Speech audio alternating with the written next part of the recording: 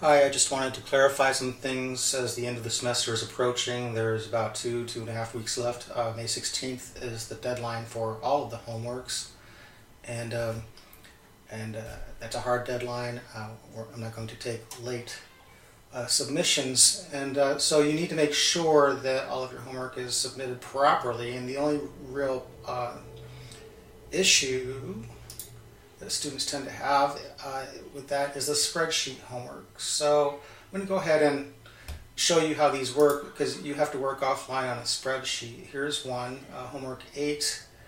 I'm going to go ahead and click it.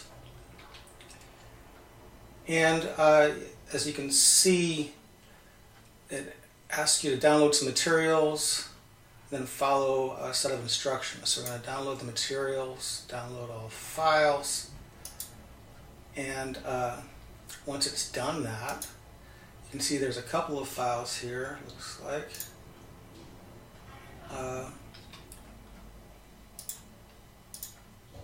There's a Word file and an Excel file. Now the Word file simply has instructions.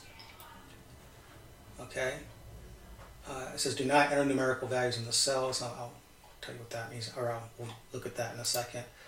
And the other one is what you're supposed to turn in, the Excel file. So let's go ahead and open the Excel file. The instructions are actually on the Excel file itself, so but I would go ahead and print this out and have it on a separate page anyway, so you can refer to it.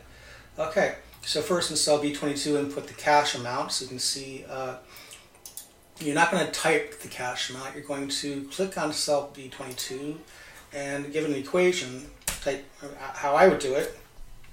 There's almost always more than one way of doing these things, but I push the equal sign, the button, then click on the cell with marked cash and hit return. And you can see it gets transcribed down there. If you want to see what's in a cell, just click on the cell and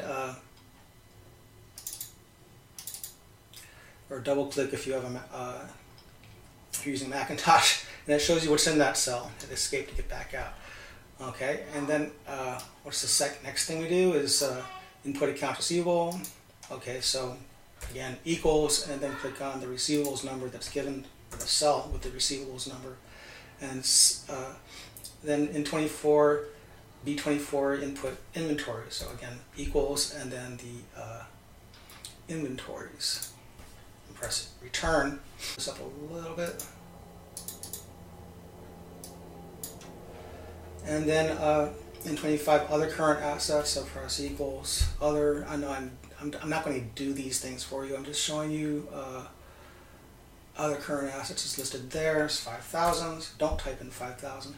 And then here for total current assets, it says it's to calculate that using the function sum. So you really should do that. So equals, and then sum, and then parentheses, and then what I do is I click and drag over the cells. Whoops. And actually that did not work, so let's try that again. Click on the, okay, and then parentheses, and then return. So there's doing the calculation, as you can see. Okay. All right, and you keep following the directions. I've got a few points, so let's go ahead and save this and close it. And go ahead back to the website. I mean, of course, you would need to follow. Make sure you go ahead and go through the entire, the rest of the instructions. There's a lot more. Okay.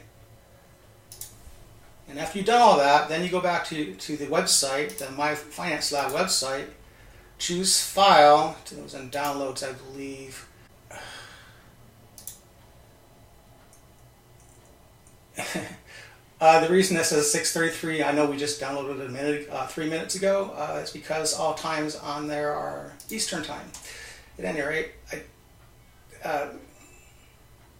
maybe I should fix that before, and the only time that would matter if the site's on Eastern, I just realized the site's on Eastern Time, and that is going to matter because if I leave it, then the deadline May 16 is going to occur at 9 p.m. instead of midnight, so I'll go ahead and change that when I get a chance. At any rate, go ahead and upload the file there, okay, and click upload, and then click submit. Now, it's important that you make sure this thing actually went through. So how you do that? Well, go look at results. So, and there it is under results. It takes about a minute. Okay, so what happened there is, this was just, I was testing. What happened there was, when I went to the page, it wasn't there, and you added wait. It wasn't a minute, it was about 20 seconds. And then the result is there. You can review it, and obviously I didn't fill in most of these things, but it tells you how many you got right.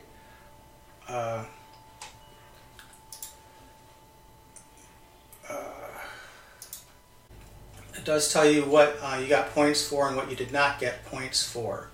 Okay?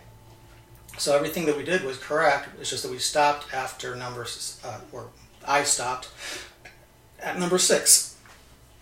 I stopped at number 6, and of course you need to do all 22 questions. So, again, go to results, see how you did.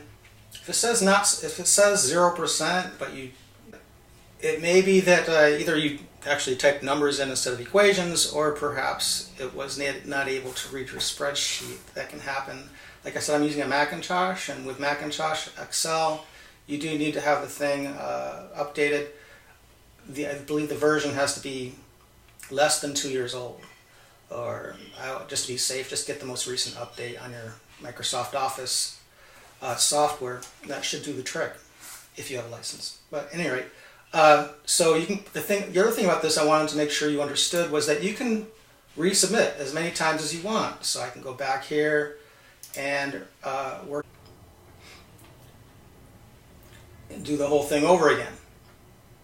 As far as I can tell, you can resubmit your assignments, your spreadsheet assignments, as many times as you like.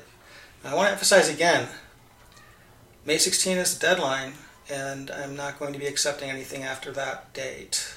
Okay, I will change it to Pacific time so that the deadline will be midnight.